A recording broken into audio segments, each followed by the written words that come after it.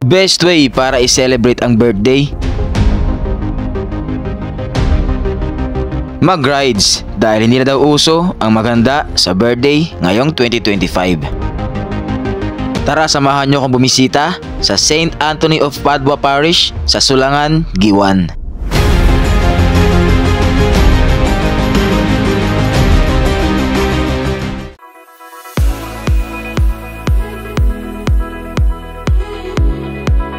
What's up mga idol? Dahil sabi nga nila at nabasa natin sa isang post na hindi na usong maganda sa birthday ngayong 2025, nag-rides na lang tayo papuntang Sulangan, Giwan. Good morning mga idol. So dahil birthday natin ngayon, pupunta tayo ng Sulangan, Giwan kahit maulan.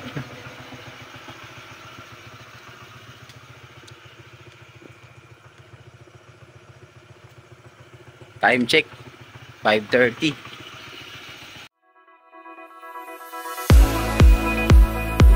5:30 tayo umalis ng bahay para maabutan natin ang misa ng alas 9. Ang St. Anthony of Padua Parish Church ay dinadayo dahil marami nagdarasal dito ay natutupad ang mga hinihiling. Ang tawag nga dito sa amin ay panaaran. Nag-stop over rin muna tayo sa crossing ng Buenavista Kinapundan para mag-breakfast. At pagkatapos kumain ay nagpatuloy na tayo sa biyahe. Nadaanan natin ang bayan ng Salcido at Mercedes. Alas 9 ng umaga ay nasa Calikuan Island na tayo. Huminto muna tayo para magpa-picture sa isang spot na napaka-breathtaking ang view. Kung dadaan ka dito, mapapahinto ka talaga dahil sa ganda ng view.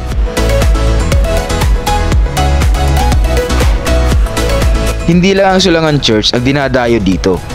Makikita nyo rin dito ang Sulangan Bridge na napaka-iconic at ang Calikuan Island na merong magandang view ng dagat at mga resort na talaga namang marirelax ka. Time check mga idol, alas 9, nasa Sulangan na kami. Calikuan.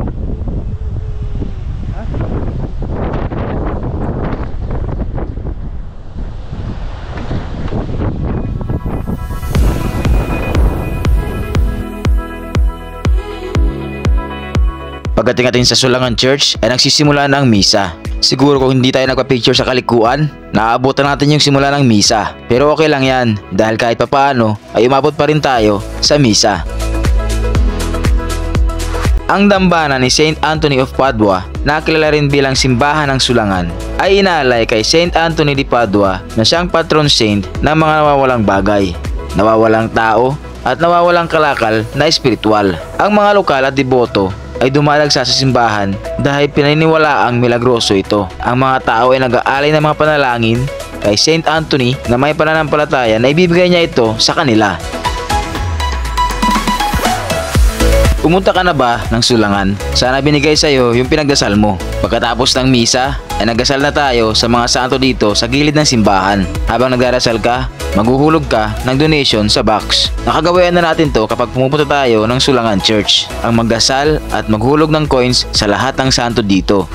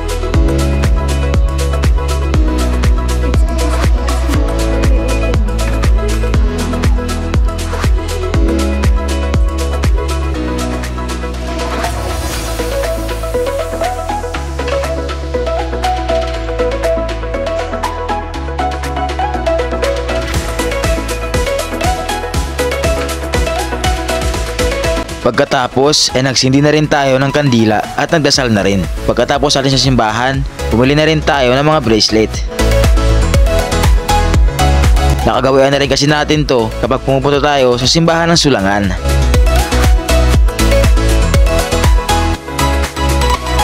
At dahil malapit na magtanghali, dito tayo kumain sa Kalikuan Villa na malapit lang sa spot na pinagpicture natin kanina. Nabalitaan kasi natin na masarap ang mga pagkain dito.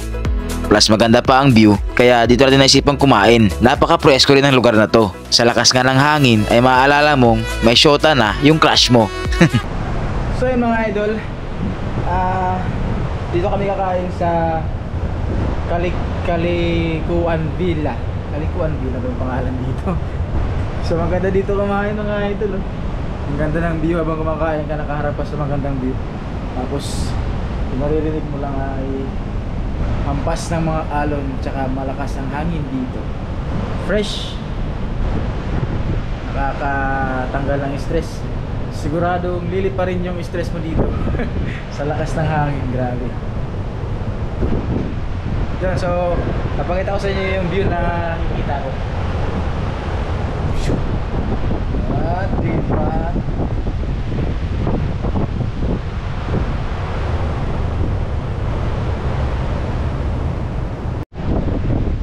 So ito yung order namin mga idol. Adobo, tsaka pang isang platong rice. Hi! Tsaka mango shake, tsaka kape. Okay. So let's eat. Let's eat. Sarap ng adobo nila dito mga idol. Tsaka yung bambi masarap rin. Okay, yung mango shake nila lasang mangga. Hindi. Kidding aside, okay dito, masarap. Masarap yung pagkain nila. Yun lang mga idol. Sana nagustuhan nyo yung video na to. At kung nagustuhan nyo, huwag kalimutang mag-react, comment, and share. Subscribe to my YouTube channel and follow my Facebook page for more videos. Ingat!